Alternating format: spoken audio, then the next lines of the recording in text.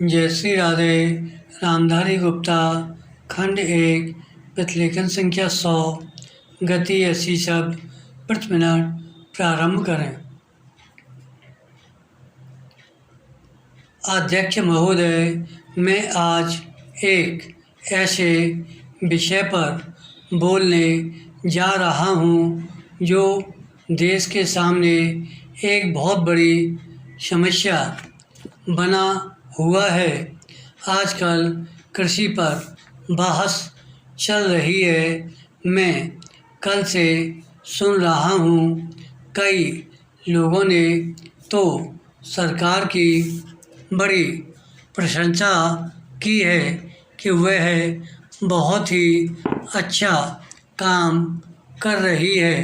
विराम।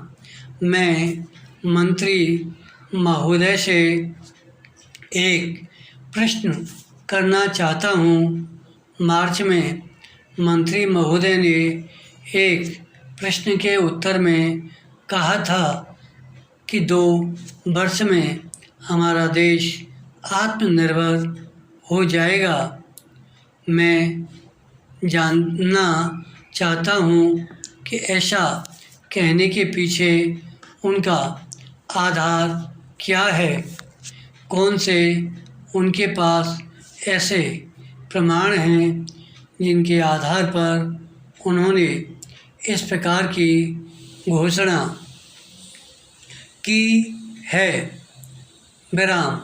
मैं चाहता हूँ कि जब वह उत्तर दें तो इस बात को अपने उत्तर में बताएं।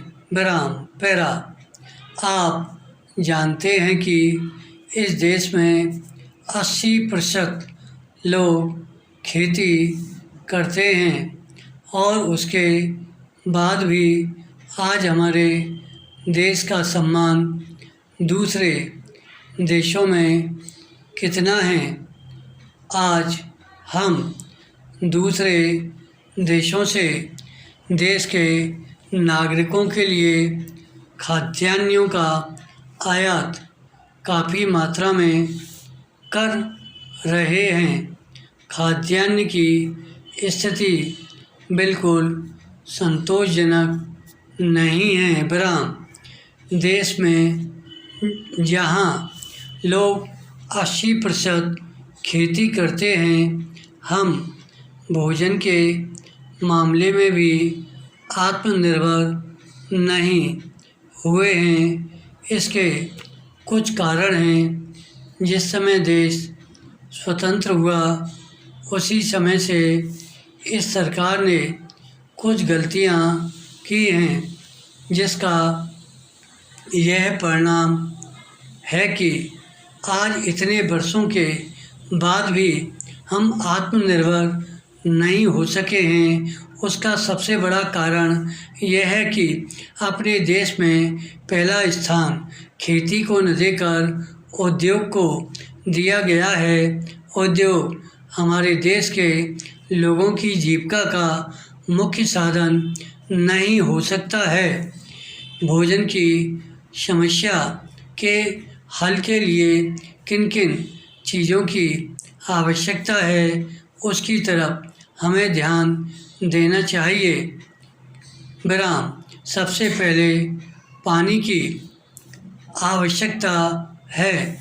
मैं समझता हूँ कि देश में सिंचाई पर काफ़ी जोर दिया जाना चाहिए और सिंचाई तथा खाद्य मंत्री एक होना चाहिए। यह मेरी मांग है। पानी के बाद खेती के लिए खाद भी आवश्यक है। खाद का स्थान दूसरा हो सकता है। आज देश में खाद की बात काफ़ी जोर देकर कही जाती है। विराम। यह कहा जाता है कि उपज को बढ़ाने के लिए खाद की आवश्यकता है। बिना खाद के उपज नहीं बढ़ सकती, किंतु खाद कहाँ तक उपज को बढ़ा सकेगी, यह भी देखने और सोचने की ही बात है। इस ओर एक समन्वयक नीति चाहिए। विराम। धन्यवाद।